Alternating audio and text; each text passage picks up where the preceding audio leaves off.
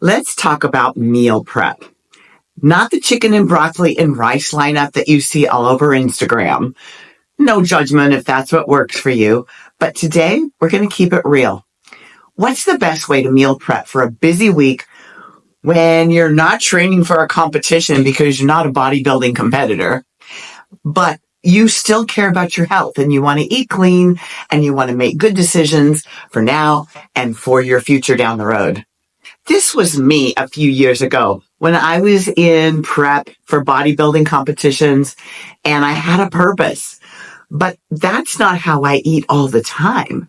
I can only be a superhuman for certain durations. So during my non-contest time, when I'm just living life, I prep like someone who wants energy and focus and sanity during a busy week. And I want that for you too. Surprise, surprise, meal prep doesn't have to mean eating the same boring thing day after day. It's not about perfection. It's about being prepared. Like packing an umbrella when there's a chance of rain. You might not need it, but you're glad you have it. And while we're here, let's clear something up. I've heard people say that tracking your food is a sign of an eating disorder. Having to count macros and add things up and try to make sure you have it all right. Well, let me tell you something. Tracking your income, checking your bank account, making sure that you're not overspending, planning ahead and budgeting for something you want that you can't have right now, but you will if you save your money carefully. Is that a sign of a money disorder? Of course not. It's a sign of responsibility. Awareness is not an obsession.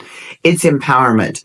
Just like budgeting your money gives you freedom to spend with intention, tracking your food helps you fuel with intention.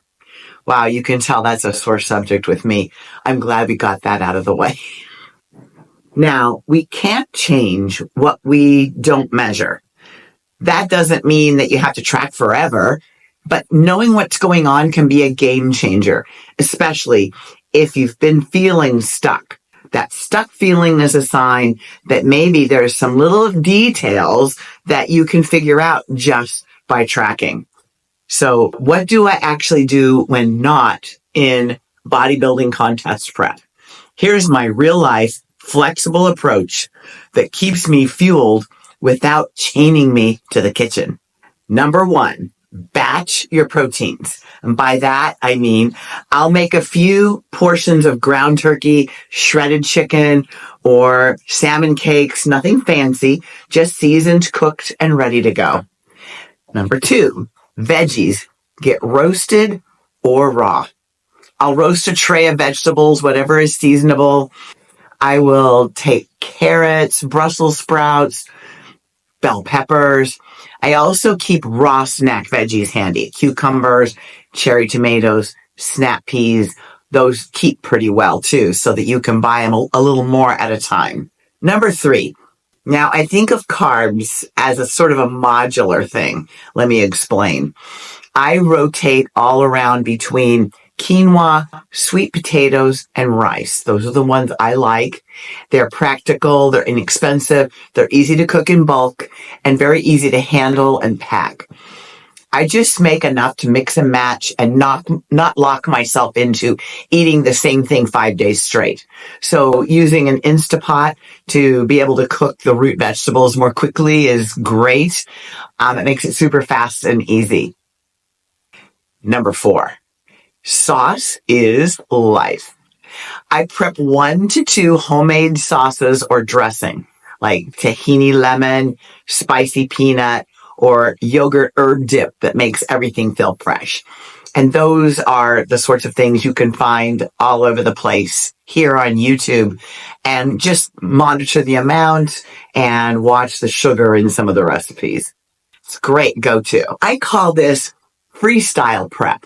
Rather than building complete meals, I'm building components I throw together in 5 minutes. Protein, slow carb, healthy fats.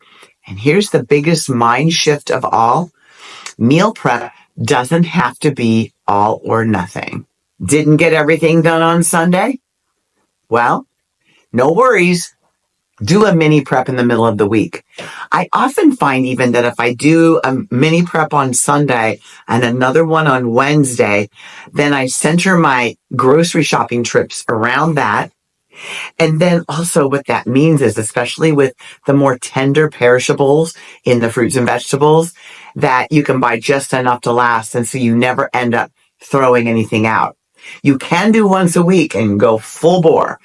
I kind of like to do it in 2 pieces. So there really isn't any perfect way, but you have to kind of try and just see what works for you. And then there's those weeks where I don't know what it is. It's like the universe is resetting and forgot to bring you along, and it's total chaos. So in that case, there's lots of really quick go-tos. Buy a rotisserie chicken and a bagged salad. That counts. Get that and just go. Don't let that stop you. So if you have a day where you're running out of your meal components and you don't have time to go to the store that day for a longer shopping trip, you can make a quick drive-by, go in and get those things, and you're good to go. But what's the best way to meal prep for a busy week? The best one is that keeps you consistent. The one that keeps doable in your real life, not punishment, not perfection, just preparation. And you'll have your favorite go-tos. You'll figure out of all those components, which things are easy, kind of no-brainers because you'll eat them day in and day out, and others where you get the ick after a while because you've just had too much of it, then switch it out for something else. And if it helps you feel more energized, less stressed, and more in control of your week, that sounds like a win to me. Stick with me if you believe like I do. Aging is life. Healthy aging is our choice. Give me questions in the comments if there's anything that you want to know more in detail. Maybe I scratched the surface on something and you're like, wait a minute, Janet, tell me more about that. This is the place to do it right down below because I answer comments. See you next time.